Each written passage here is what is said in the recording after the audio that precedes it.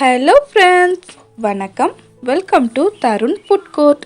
இந்த வீடியோவில் சூப்பரான இட்லி பொடி வீட்லேயே எப்படி செய்கிறதுன்னு பார்க்கலாம்.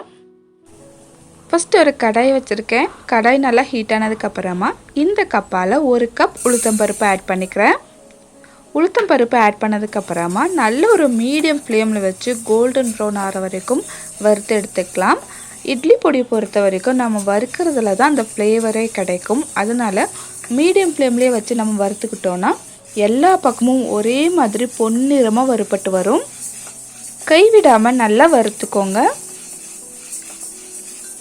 இந்த அளவுக்கு நல்லா பொன்னிறம் ஆனதுக்கப்புறமா இது ஒரு பிளேட்டுக்கு மாற்றிக்கலாம். அடுத்ததாக அதே கடாயில் நம்ம எந்த கப்பால் உளுத்தம்பருப்பு அளந்தோமோ அதில் பாதி அளவுக்கு மட்டும் கடலைப்பருப்பு ஆட் பண்ணிக்கலாம். கடலைப்பருப்பையும் அதே போலவே மீடியம் ஃப்ளேம்லேயே வச்சு கைவிடாமல் நல்லா பொன்னிறம் ஆகிற வரைக்கும் வறுத்து எடுத்துக்க வேண்டியது தான். இப்போ எல்லாமே சூப்பராக வறுபட்டுருச்சு. இதையும் ஒரு பிளேட்டுக்கு மாற்றிக்கிறேன். அடுத்ததாக ஒரு 2 டீஸ்பூன் அளவுக்கு வெள்ளை எள் ஆட் பண்ணிக்கிறேன். கண்டிப்பாக வெள்ளை எள்ளோ அல்லது கருப்பு எள்ளோ எதுனாலும் ஆட் பண்ணிக்கோங்க. இது இந்த இட்லி பொடிக்கு சூப்பரான ஃப்ளேவர் கொடுக்கும்.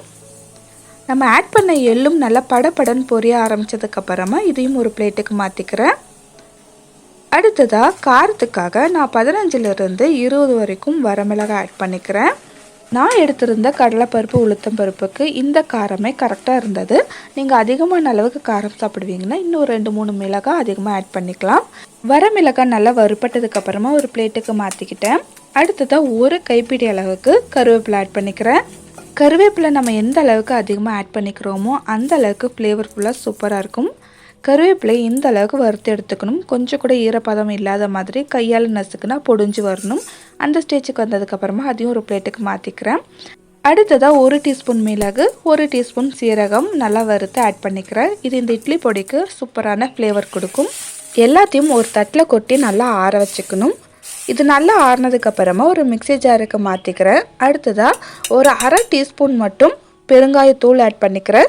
கூடவே இந்த இட்லி பொடிக்கு தேவையான உப்பு ஆட் பண்ணிக்கிறேன். அவ்வளோதான், சேர்க்க வேண்டிய எல்லா பொருளையும் சேர்த்தாச்சு. இப்போ மிக்ஸி ஜார் க்ளோஸ் பண்ணிவிட்டு கொரப்பாக அரைச்சி எடுத்துகிட்டு வந்துக்கிறேன். இட்லி பவுடர் பொறுத்த வரைக்கும் ஃபைன் பவுடராக இருக்கக்கூடாது. கொஞ்சம் கொரப்பாக இருந்தால் இட்லி தோசைக்கு தொட்டு சாப்பிடும்போது ரொம்பவே சூப்பராக இருக்கும். பாருங்கள், இந்த பதத்தில் அரைச்சி எடுத்துக்கிட்டேன். அவ்வளோதான், ரொம்ப சூப்பரான இட்லி பொடி ரெடி ஆயிருச்சு.